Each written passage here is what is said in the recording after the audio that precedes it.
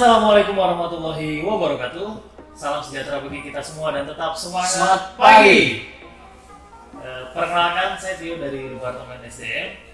Hari ini saya akan melakukan tanya jawab langsung bersama salah satu pimpinan yang ada di Prioritas Head Office. Beliau adalah Bapak Ferry, selaku manajer SDM. Selamat datang Pak Ferry. Selamat datang. Ya.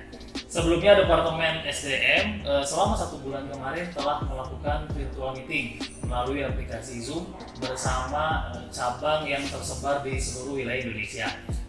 Nama-nama cabangnya tersebut adalah Prioritas, Master, Unity, Metro, Challenger, Focus, dan Galaxy.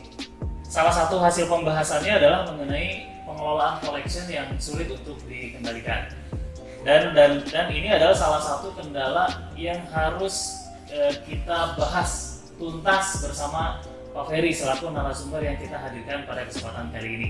Langsung saja nih Pak Ferry. Ya. Pertanyaan yang pertama ya Pak. Ya. Apa sih yang menjadi penyebab utama gagalnya collection yang dialami oleh beberapa cabang kita saat ini Pak? Oke Pak Tio, ya kalau kita lihat dari hasil meeting Zoom ya di bulan lalu dengan teman-teman kita yang di cabang, ya saya dapat menyimpulkan bahwa kegagalan collection di beberapa cabang bukan disebabkan karena COVID yang saat ini terjadi, tapi lebih dominan disebabkan oleh 2 faktor. Yang pertama adalah proses persetujuan awal kredit yang bermasalah, dan yang kedua adalah proses penagihan yang salah. Oke Pak, dari masalah yang pertama tadi Bapak sampaikan nih mengenai persetujuan kredit yang salah. Nah, kira-kira solusinya itu seperti apa ya Pak? Nah, untuk proses kredit yang bermasalah ya dari awal ada istilah kalau kita di dunia kreditan ini adalah gear back in, gear back out. Jadi kalau sampah yang kita masukkan ya cenderung yang keluar akan sampah juga. Nah ini kalau yang namanya kredit awal itu harusnya supervisor sebagai orang yang memfilter pertama map yang masuk itu mereka harus lebih selektif. Kenapa? Karena ini pasti akan berdampak terhadap collection ke depannya. Apabila permasalahan itu timbul dari awal, ini cenderung akan menjadi bad debt nantinya.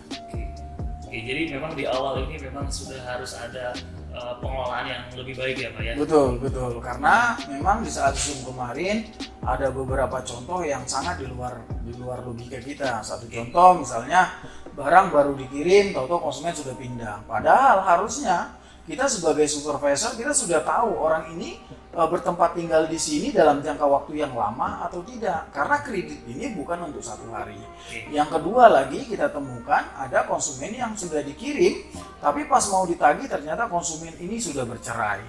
Nah ini juga menandakan bahwa teman-teman kita supervisor dari awal tidak jeli, karena di saat orang itu bercerai bukan karena proses 1 hari, berarti sebelumnya juga sudah masalah. Berarti penggalian terhadap informasi ini ya harus benar-benar, itu hanya beberapa contoh, belum contoh-contoh yang lain yang menyebabkan tunggakan kita ini terjadi di awal-awal. Nah, cukup jelas ya Pak untuk solusi yang tadi dihadirkan untuk masalah yang pertama. Oke, selanjutnya kita lari ke masalah yang kedua Pak. Tadi Bapak juga sempat menyebutkan bahwa proses penagihan yang tidak maksimal. Nah kalau ini kira-kira pemecahannya seperti apa tuh Pak? Nah, proses penagihan yang tidak maksimal ini kemarin di saat meeting Zoom juga banyak ditemukan bahwa ternyata banyak juga konsumen yang tidak ditagih. Nah, setelah konsumen tidak tertagih ini ada 2 hal. Yang pertama, konsumen tidak dikunjungi, dan yang kedua adalah memang konsumen sulit dikunjungi karena faktor pekerjaan. Nah, solusi dari ini kita saat ini pusat sedang ingin menerapkan yang namanya pembayaran VA atau virtual account. Nah ini bisa dilakukan dengan 3 cara. Yang pertama, konsumen bisa transfer melalui bank. Yang kedua, konsumen bisa transfer melalui mobile banking. Dan yang ketiga, konsumen bisa melakukan pembayaran melalui Indomaret, ya, dengan harapan tingkat indoor kita menjadi tinggi. Semakin banyak konsumen melakukan indoor, benefitnya adalah collection akan semakin baik. Kenapa? Karena load kerja kolektor akan semakin ringan. Yang kedua, ini dampaknya adalah banyak konsumen akan jauh lebih puas karena kebanyakan konsumen tidak mengambil lagi ke kita bukan karena faktor harga, tapi kebanyakan juga karena faktor ketidakpuasan di saat dilakukan proses penagihan. Jadi perusahaan ini betul-betul memberikan fasilitas yang maksimal ya Pak mengenai cara bayar konsumen terhadap apa yang menjadi tanggung jawab dia ketika dia harus menyelesaikan kreditnya ya Pak. Iya, betul. Oke, Betul, Pak. terima kasih.